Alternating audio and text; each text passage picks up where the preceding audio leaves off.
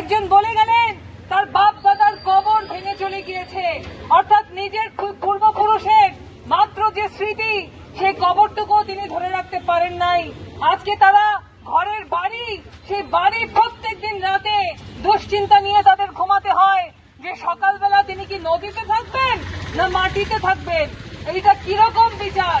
আমরা বলতে চাই আজকে আবাসন এইটা দেওয়ার কথা রাষ্ট্রের, সেইখানে জনগণের জমি ভেঙে চলে যাচ্ছে।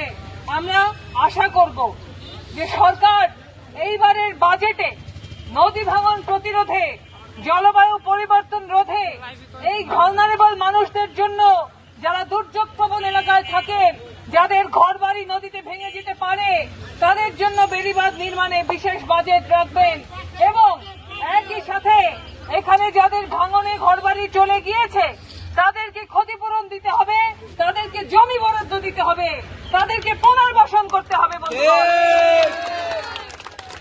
আজকে এখানকার মানুষ একটা শান্তিপূর্ণ মানববন্ধন করছে, তারা একটা শান্তিপূর্ণভাবে স্মারকলিপি দেবে।